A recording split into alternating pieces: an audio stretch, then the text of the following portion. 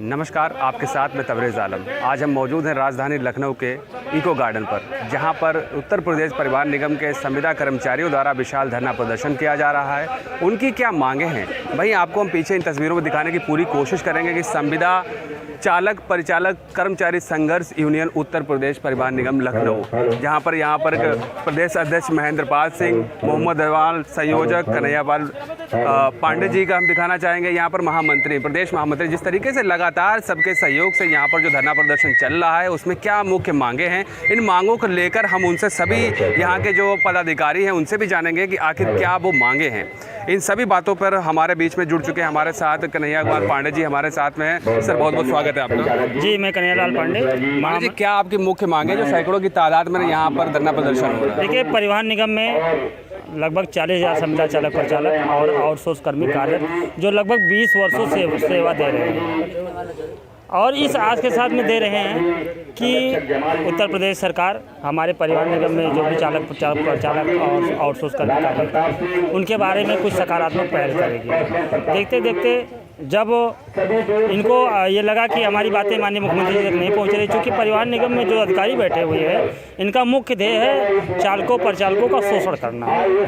आप देखिए, भारतीय संविधान में सबके लिए, चाहे छोटा हो चाहे बड़ा हो, एक कानून है, समान कानून है, लेकिन परिवहन निगम हमारा उस कानून को मानता है नहीं, इनका अलग का कानून है। आप देख लीजिए, जो जैसे डबल क्रू की सेवाएं हैं हमारी, उस पर डबल ड्राइवर चलते हैं, क्योंकि नियमित चालकों को 5500 किलोमीटर प्रति माह देना पड़ता है, तब उनका वेतन रिलीज होता है। तो एक बस पर अगर 2 ड्राइवर जा रहा है, एक संविदा का है एक रेगुलर है, अगर मान लो दिल्ली जा रहा है तो उसको 1100 किलोमीटर तो पूरा मिला नियमित को, लेकिन संविदा को 550 दिया जा रहा है। ऐसा क्यों किया जा रहा है? भेदभाव, आपका कहने का मतलब भेदभाव संविदा और रेगुलर में हो रहा है? भेदभाव पूरा। दूसरी तरफ देख लीजिए आप कि जैसे 50% की बाध्यता है, अगर वहीं नियमित परिचालक 20% लागू, उससे कोई कटौती नहीं, कोई जवाबदेही नहीं। लेकिन अगर संविदा का चालक और परिचालक अगर 50% से कम जा रहा है तो उसके वेतन से 2300 रुपये कटौती की जा रही है। पांडे जी, क्या ऐसा जो संविदा का बॉन्ड भरवाया जाता है उसमें क्या ऐसा कोई बिंदु दर्शाया गया है? बिल्कुल नहीं है, ये बिल्कुल नहीं है। जो हमारे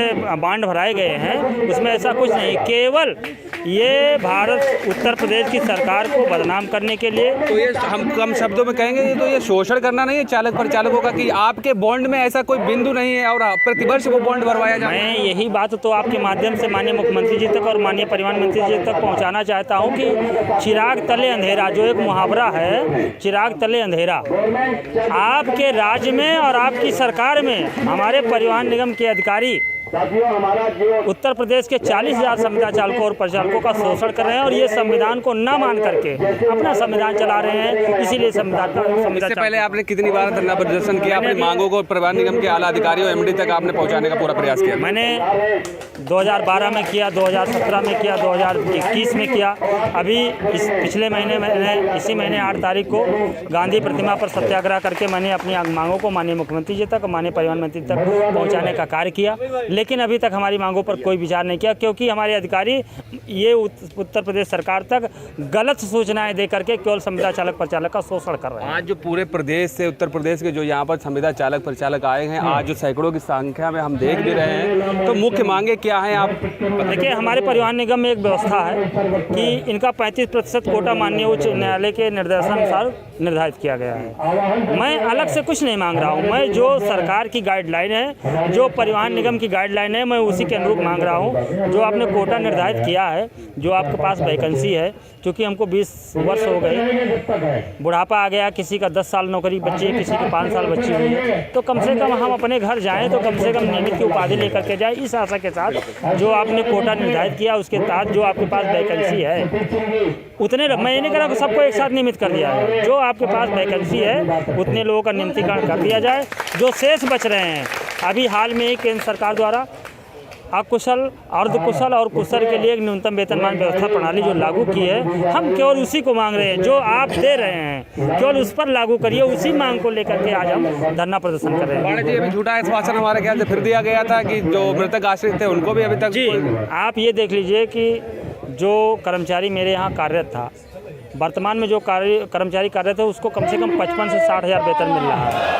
वो कर्मचारी अगर दुर्भाग्यवश ख़त्म हो गया है, असमय उसकी मृत्यु हो गई है, वो पद भी खाली है, वो बजट भी खाली है। अगर वो जिंदा होता और नौकरी करता तो क्या आप उसको वेतन नहीं देते, जबकि उसको 60,000 देते। और अगर जो वर्तमान में अगर उसके मृतक आश्रित को नौकरी देंगे तो आप 26,500 देंगे।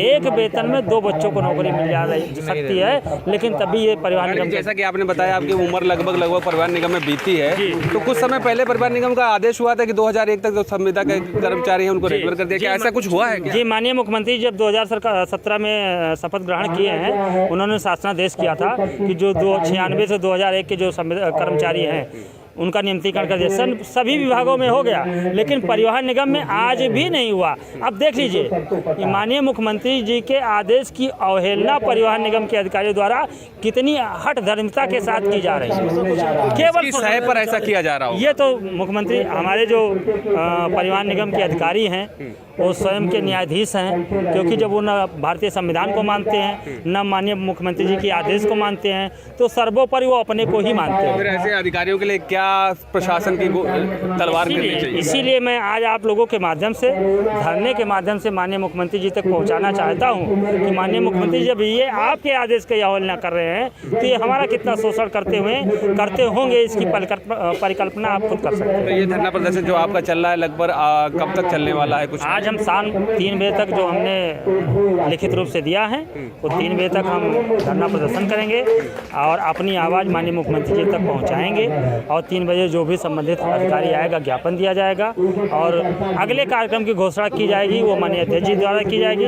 लेकिन हम ये सोचते हैं और हमें आशा ही नहीं पूर्ण विश्वास है कि हमें अगले कार्यक्रम की जरूरत नहीं पड़ेगी और माननीय मुख्यमंत्री जी, माननीय परिवहन मंत्री जी जो हमारे विभाग में भ्रष्ट अधिकारी हैं, जो हमारा शोषण कर रहे हैं, उनको दंडित करते हुए मुझे न्याय दिलाने की कृपा करें। तो जिस तरीके से आपने देखा कि कन्हैयालाल पांडे का जिस तरीके से कहना है कि आज जो धरना प्रदर्शन हो रहा है, आप मेरे पीछे तस्वीरों में देख सकते हैं कि लगभग 1000 से अधिक लोग यहाँ पर संविदा चालक परिचालक आ चुके हैं। उन सभी लोगों का जिस तरीके से अगर हम बात करें पांडे जी की, तो उन्होंने सीधे कहा है कि आज 3 बजे तक अगर हमारी आवाज़, हमारी इस न्याय की गुहार को माननीय मुख्यमंत्री के पास तक पहुंच जाएगी, और जिस पर बिल्कुल उनका विश्वास है, दृढ़ निश्चितता है कि उन पर विचार किया जाएगा। अगर ऐसा कुछ नहीं होता जो उनकी मांगे हैं, तो हो सकता है कि उसके बाद में कोई और अगला कदम उठाया जाए। कैमरा पर्सन फुरकान के साथ तबरेज़ आलम, लखनऊ।